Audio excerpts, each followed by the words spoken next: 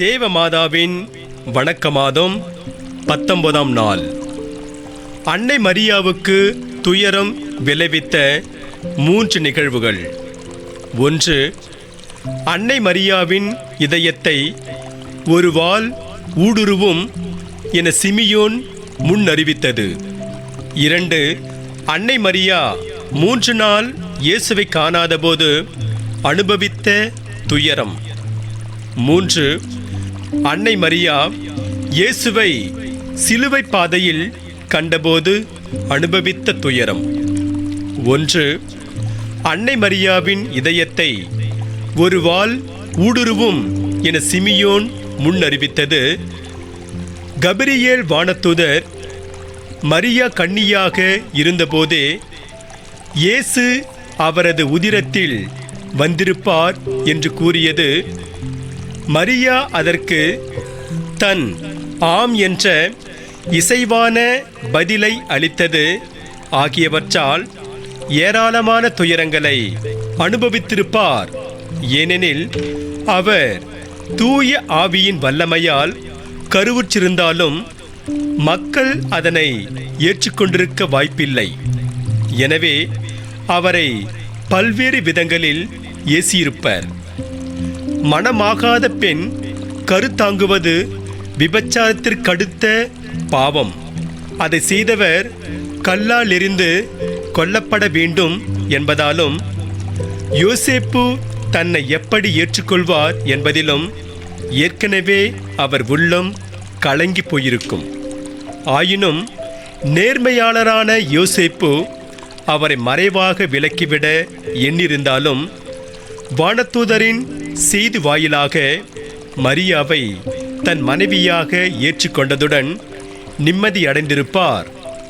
ஆனால் இயேசு பிறந்த பின் அவரை ஆலயத்தில் காணிக்கையாக அர்ப்பணிக்க எடுத்து சென்றபோது அவருக்கு சிமியோன் இறைவாக்கினர் வாயிலாக உள்ளத்தை ஒரு வாள் ஊடுருவி பாயும் என்ற வாக்கு உரைக்கப்பட்டபோது அவர் அதை எண்ணி கலங்கியிருப்பார். எத்தகைய வாளை நான் சந்திக்க வேண்டியிருக்குமோ என்ற கலக்கம் அவரை துயரத்தில் ஆழ்த்தியது. ஆயினும் அவர் அதை இறைவனின் திருவுளமாக ஏற்று பொறுமையாக இருந்தார். எனவே நம் வாழ்விலும் துன்பங்கள் நம்மை பல சமயங்களில் நல்வழிப்படுத்தவும் நமது பாவங்களிலிருந்து விடுபடவும் கூட உதவியாக அமைவதால் இறைவனின் திருவுளத்திற்கு கீழ்ப்படிந்து துன்பங்களை பொறுமையுடன் ஏற்கும் வரத்தை அன்னை மரியா வாயிலாக கேட்டு பெற்றுக்கொள்வோம். 2. அன்னை மரியா 3 நாள் இயேசுவை காணாதபோது அனுபவித்த துயரம். இறையியலார் அன்னை மரியா அனுபவித்த பெருந்துன்பங்களில் இயேசு 12 வயதாக இருக்கும்போது எருசலேம் ஆலயத்தில் வைத்து காணாமல் போன நிகழ்வும் ஒன்று என்று கூறுகிறார்கள். பாஸ்கா விழாவுக்கு ஆண்டுதோறும் இயேசு, அன்னை மரியா, யோசேப்பு ஆகியோர் எருசலேம் ஆலயம் செல்வதுண்டு. இயேசுவுக்கு 12 வயதான போது பாஸ்கா விழா முடிந்த பின் மரியாவும் யோசேப்பும் ஊர் திரும்ப முற்பட்டபோது இயேசு அவர்களோடு இல்லை. எங்கு தேடியும் அவரை காணோம். 3 நாட்கள் தேடி பார்த்தோம். உறவினரிடையே சென்று பார்த்தோம். மகன் கிடைக்காத போது அன்னை மரியா எவ்வளவு துயரப்பட்டிருப்பார். எத்தனை அவமானங்கள், ஏச்சு பேச்சுகளுக்கிடையே பெற்ற மகனை இப்படி தொலைத்து விட்டேனே என தன்னையே நொந்து கொண்டாரோ. 3 நாள் உணவு உறக்கம் மறந்து அங்கும் இங்கும் அலைந்து இறுதியில் ஆலயத்திற்கு சென்று பார்த்தபோது அவர் போதகர்கள் நடுவில் உரையாடி கொண்டிருந்ததை கண்ட பின்னரே அவர்கள் நிம்மதி அடைந்திருப்பர். இயேசுவை மீண்டும் காணும் வரை அவர்களது துயரத்தை எழுத்தில் வடிக்க இயலாது. அது துயரத்தை மட்டுமல்ல, பயத்தையும் திகிலையும் உடன் சேர்த்து அளித்த நிகழ்வு. நாம் வாழ்வில் பலவற்றை தொலைத்துவிட்டு துயரப்படுகிறோம். அவைகளை குறித்து யோசித்து பார்த்தால் அவை தொலைந்ததால் நமக்கு பெரிதான இழப்புகள் எதுவும் நேரிடப் போவதில்லை என்பதை அறியலாம். ஆனால் பாவத்தினால் நம் ஆன்மாவை தொலைக்கும்போது நம்மில் எத்தனை பேர் அதற்காக துயரப்படுகிறோம்? தொலைந்த ஆன்மாவை மீட்க எத்தகைய முயற்சி எடுக்கிறோம் என சிந்திப்போம். இனியாவது ஆன்மாவை தொலைத்து விடாதபடி பத்திரமாக அதை காப்பாற்றிட அன்னை மரியா நமக்கு துணையிருக்க ஜெபிப்போம். மூன்றாவது, அன்னை மரியா இயேசுவை சிலுவை பாதையில் கண்டபோது அனுபவித்த துயரம். பெத்லகேமிலே விண்ணக ஒளியோடு பிறந்து தன் மடியில் தவழ்ந்த அன்பு மகன் இதோ கல்வாரிக்கு சிலுவை சுமந்து போகிறார். சாட்டை கசைகளால் கிழிந்து தொங்கிய தசைகள், அதிலிருந்து ஆராய் பெருகெடுக்கும் உதிரம், தலையில் முள்ளால் பின்னப்பட்டு அடித்து தலையோடு அழுத்தி வைக்கப்பட்ட முள்முடி, அதன் முள்கள் இயேசுவின் ஒளி பொருந்திய கண்களையும் மறைத்து தடுமாற செய்யும் கோரம், தோளில் சுமக்க இயலாத பார சிலுவை, பாதை சரியில்லாத போது விழுந்து விழுந்து எழும் நிலை, ஈவு இரக்கமற்ற போர் வீரர்களின் கசையடி வழியெங்கும். இத்தகைய கோலத்தில் தன் மகனை கண்டால் எந்த தாய் ஆனந்தப்படுவாள்? அந்த மகன் கொடிய கொலை பாதகனாக இருந்தால் கூட தான் பெற்ற பிள்ளை துன்புற காண சகிப்பாளா தாய்? அப்படி இருக்க கருணையை உமிழ்ந்த கண்கள் மறைக்கப்பட்டிருக்க, ஆறுதல் அளித்த வாய் பெருமூச்சை வாங்க, ஊனமுற்றவரையும் தொழு நோயாளரையும் தொட்டு நலமாக்கிய கைகள் சிலுவையை சுமக்க, காடு மேடெல்லாம் பாவிகளை தேடிய கால்கள் தமது மரணத்தை நோக்கி நடக்க, அன்னை மரியாவின் துயரம் உச்சத்தை எட்டியது. ஐயோ மகனே, உனக்கா இந்நிலை என்று நொந்தழுதிருப்பார். சிலுவை பாதையின் வழியில் தாயும் மகனும் சந்தித்த நிகழ்வு இருவரின் இதயங்களிலும் 1000 வாள்களை பாய்ச்சியிருக்கும். இயேசு இதுதானே அம்மா, இறை தந்தையின் திருவுளம்? பாடுகள் இல்லையானால் பாவிகள் மீட்படைவது எப்படி என தம் கண்களால் அன்னைக்கு ஆறுதல் கூறியிருப்பார் இயேசுவின் பாடுகள். அதை கண்ட அன்னையின் துயரை சிந்திக்கும்போது பாவத்தின் கொடூரம் நமக்கு நன்கு புலப்படும். எனவே கடவுளுக்கும் அவரை பெற்ற அன்னைக்குமே துயரை அளிக்கும் பாவத்தை விலக்கி வாழ்ந்திட அன்னை மரியாவின் துணை வேண்டுவோம். 19ஆம் நாள் ஜெபம். இறைமகன் இயேசுவை ஈன்றெடுத்த அன்னை மரியே, உம் திருமகன் எமக்கு செய்துருளிய எண்ணற்ற நன்மைகளையும் எங்களுடைய மீட்பிற்காக அவர் ஏற்ற கொடிய வேதனை மிகுந்த பாடுகளையும் அவமானகரமான சிலுவை மரத்தையும் நினைக்கும்போது நாங்கள் அவற்றிற்கு பதிலாக எங்கள் நன்றி கெட்ட தனத்தை மட்டுமே காண்பித்து கொண்டிருக்கிறோம் என்பதை நினைக்கும்போது எங்கள் உள்ளம் வேதனையுறுகிறது. இறையருளை இழந்து விடுவோமோ எனவும் அஞ்சுகிறோம். ஆயினும் பாவிகளுக்கு அடைக்கலமாக இறைவன் உம்மை எங்களுக்கு கொடுத்திருப்பதால் எங்களுக்காக பரிந்துரைப்பேர் என்றும், எங்கள் வாழ்வின் இறுதி வேளையில் உம் திருமகனிடம் எங்களுக்காக மன்றாடி நாங்கள் செய்த அனைத்து பாவங்களுக்கும் மன்னிப்பை பெற்று தந்தருளுவீர் என்றும் நம்புகிறோம். இனியாகிலும் நாங்கள் பாவத்தில் விழுந்து இறைவனின் அருளை இழந்து விடாதபடி எமக்கு உதவியருளும். ஆமேன். நாளைய தினத்தில் அடிக்கடி ஜெபிக்க வேண்டிய ஜெபம். எங்கள் பொருட்டு துயருற்ற அன்னை மரியே, எங்களுக்காக பரிந்துரைத்து எங்களுக்காக வேண்டிக் கொள்ளும்.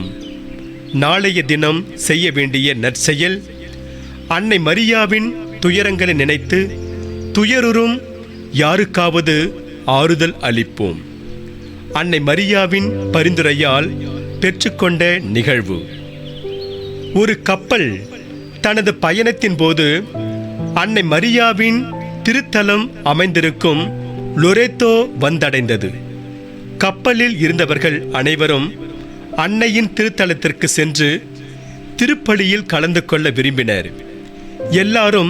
எல்லாரும் சம்மதித்தாலும் ஒரே ஒரு கப்பலோட்டுபவர் மட்டும் கப்பலை விட்டு எல்லாரும் சென்று விட்டால் கப்பலுக்கு ஏதாவது ஆபத்து வருமோ என்று பயப்பட்டார். அப்போது கப்பலில் இருந்த அந்தோணி என்பவர் அவர்களிடம், நீங்கள் அனைவரும் அன்னையின் திருத்தலம் சென்று திருப்பலியில் கலந்து கொள்ளுங்கள். நான் கப்பலில் இருந்து கொண்டே அன்னை மரியாவிடம் ஜெபித்து அவரது துணையை வேண்டிக் கொள்வேன். கப்பல் எந்த ஆபத்துக்கும் ஆளாகாது என்று கூறி அனைவரையும் அனுப்பி வைத்து விட்டார். அனைவரும் கப்பலை விட்டிறங்கி லொரேத்தோ திருத்தலத்தில் திருப்பலியில் கலந்து கொள்ள சென்று விட்டனர். சற்று நேரம் கழித்து பார்க்கும்போது பெரியதொரு கப்பல் தங்கள் கப்பலை நோக்கி வருவதை கண்டார் அந்தோணி. அது அருகில் வந்தபோது அதில் இஸ்லாமிய கடற்கொள்ளையர்கள் இருப்பதையும் அக்கப்பல் தங்கள் கப்பலை நோக்கி வேகமாக வருவதையும் கண்டார். உடனே அவர் அன்னை மரியாவிடம் ஜெபித்ததுடன் ஒரு கோடாரியை கையில் எடுத்துக்கொண்டு கப்பலில் ஓரிடத்தில் மறைந்து கொண்டார். கொள்ளையரின் கப்பல் அவர்களது கப்பலின் அருகில் வந்தபின் அதிலிருந்து ஒரு கொள்ளையன் அந்த கப்பலில் இருந்து இந்த கப்பலுக்கு தாவி வர கப்பலின் ஓரத்தை கைகளால் பற்றி பிடித்தான். உடனே மறைவில் இருந்தபடியே அந்தோணி தன் கோடாரியால் கொள்ளையனின் கையை துண்டித்தார்.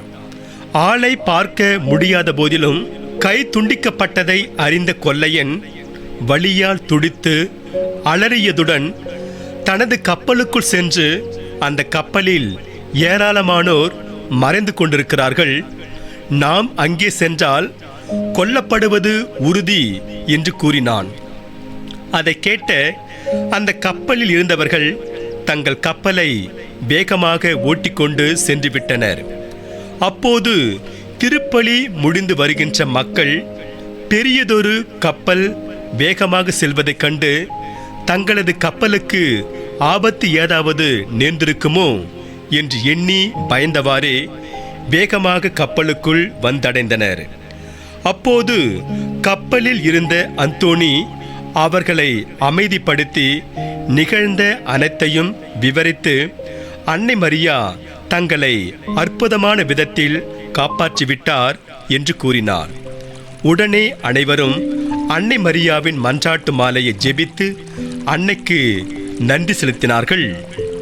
கொடிய புயலும் ஆபத்தும் நிறைந்த இவ்வுலகமாகிய கடலில் பயணம் செய்யும் நாம் பத்திரமாக வான்வீட்டை அடைந்திட விடியற் காலத்தின் விண்மீனாகிய அன்னை மரியாவை நம்பிக்கையுடன் உற்று நோக்கி நம்மை எல்லா விதமான ஆபத்துகளிலிருந்து காப்பாற்றிட அவரிடம் மன்றாடுவோம்.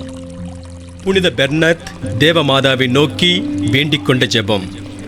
மிகவும் இரக்கமுள்ள தாயே, உம்முடைய அடைக்கலமாக ஓடி வந்து உம்முடைய உபகார சகாயங்களை இறந்து உம்முடைய மன்றாட்டுக்களின் உதவியை கேட்ட ஒருவனாகிலும் உம்மால் கைவிடப்பட்டதாக ஒருபோதும் உலகில் கேள்விப்பட்டதில்லை என்று நினைத்தருளும்.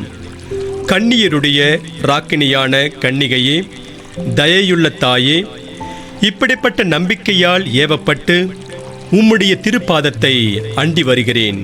பெருமுச்செறிந்தழுது பாவியாகிய நான் உமது தயாளத்துக்கு காத்துக்கொண்டு உமது சமூகத்திலே நிற்கிறேன். அவதரித்த வார்த்தையின் தாயே, என் மன்றாட்டை புறக்கணியாமல் தயாபரியாய் கேட்டு தந்தருளும். ஆமேன். ஜென்ம பாவம் இல்லாமல் உற்பவித்த புனித மரியாயே, பாவிகளுக்கு அடைக்கலமே, இதோ உமது அடைக்கலமாக ஓடி வந்தோம். எங்கள் பேரில் இரக்கமாயிருந்து எங்களுக்காக உம்முடைய திருக்குமாரனை வேண்டிக் கொள்ளும். விண்ணுலகில் இருக்கிற எங்கள் தந்தையே, உமது பெயர் தூயதென போற்ற பெறுக. உமது ஆட்சி வருக. உமது திருவுளம் விண்ணுலகில் நிறைவேறுவது போல மண்ணுலகிலும் நிறைவேறுக. எங்கள் அன்றாட உணவை இன்று எங்களுக்கு தாரும். எங்களுக்கு எதிராக குற்றம் செய்வோரை நாங்கள் மன்னிப்பது போல எங்கள் குற்றங்களை மன்னியும். எங்களை சோதனைக்கு உட்படுத்தாதேயும், தீமையிலிருந்து எங்களை விடுவித்தருளும். ஆமேன். அருள் இருந்த மரியே வாழ்க. ஆண்டவர் உம்முடனே, பெண்களுக்குள் ஆசீர் பெற்றவர் நீரே. உம்முடைய திருவயிற்றின் கனியாகிய இயேசுவும் ஆசீர் பெற்றவரே. புனித மரியே, இறைவனின் தாயே, பாவிகளாய் இருக்கிற எங்களுக்காக இப்பொழுதும் எங்கள் இறப்பின் வேளையிலும் வேண்டிக் கொள்ளும். ஆமேன். தந்தைக்கும் மகனுக்கும் தூய ஆவியாருக்கும் மாட்சிமை உண்டாவதாக. தொடக்கத்தில் இருந்தது போல இப்பொழுதும் எப்பொழுதும் என்றென்றும் இருப்பதாக. ஆமேன்.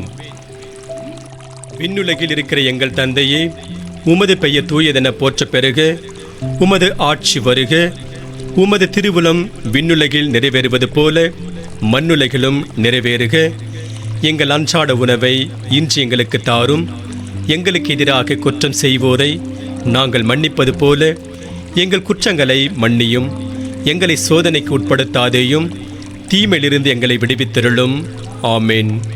அருள் இருந்த மரியே வாழ்க. ஆண்டவர் உம்முடனே, பெண்களுக்குள் ஆசீர் பெற்றவர் நீரே. உம்முடைய திருவயிற்றின் கனியாகிய இயேசுவும் ஆசீர் பெற்றவரே. புனித மரியே, இறைவனின் தாயே, பாவிகளாய் இருக்கிற எங்களுக்காக இப்பொழுதும் எங்கள் இறப்பின் வேளையிலும் வேண்டிக் கொள்ளும். ஆமேன். தந்தைக்கும் மகனுக்கும் தூய ஆவியாருக்கும் மாட்சிமை உண்டாவதாக. தொடக்கத்தில் இருந்தது போல இப்பொழுதும் எப்பொழுதும் என்றென்றும் இருப்பதாக. ஆமேன். விண்ணுலகில் இருக்கிற எங்கள் தந்தையே, உமது பெயர் தூயதென போற்ற பெறுக. உமது ஆட்சி வருக. உமது திருவுளம் விண்ணுலகில் நிறைவேறுவது போல மண்ணுலகிலும் நிறைவேறுக. எங்கள் அன்றாட உணவை இன்று எங்களுக்கு தாரும். எங்களுக்கு எதிராக குற்றம் செய்வோரை நாங்கள் மன்னிப்பது போல எங்கள் குற்றங்களை மன்னியும். எங்களை சோதனைக்கு உட்படுத்தாதேயும், தீமையிலிருந்து எங்களை விடுவித்தருளும். ஆமேன். அருள் இருந்த மரியே வாழ்க. ஆண்டவர் உம்முடனே, பெண்களுக்குள் ஆசீர் பெற்றவர் நீரே. உம்முடைய திருவயிற்றின் கனியாகிய இயேசுவும் ஆசீர் பெற்றவரே. புனித மரியே, இறைவனின் தாயே, பாவிகளாய் இருக்கிற எங்களுக்காக இப்பொழுதும் எங்கள் இறப்பின் வேளையிலும் வேண்டிக் கொள்ளும். ஆமேன். தந்தைக்கும் மகனுக்கும் தூய ஆவியாருக்கும் மாட்சிமை உண்டாவதாக. தொடக்கத்தில் இருந்தது போல இப்பொழுதும் எப்பொழுதும் என்றென்றும் இருப்பதாக. ஆமேன். இரவோடு இரவாய் நீ பாலகனை காத்தாய். இரவு நேர வழியே மன இருளின் வெளிச்சம் நீயே. ஏரோதின் வாளை இறை அருளாலே சாய்த்தாய். அருள் நிறைந்த மரியே, நீ இறைவன் தந்த வழியே. இரவோடு இரவாய் நீ பாலகனை காத்தாய். ஏரோதின் வாளை இறை அருளாலே சாய்த்தாய். கல்வாரி மலை மேலே நெஞ்சும் தவித்தாயே அம்மா. தேவனவன் அருட்கரம் பூவுலகின் அடைக்கலம். கோடி மின்னல் மின்னுதே உந்தன் புகழ் சொல்ல சொல்ல பூமி எங்கும்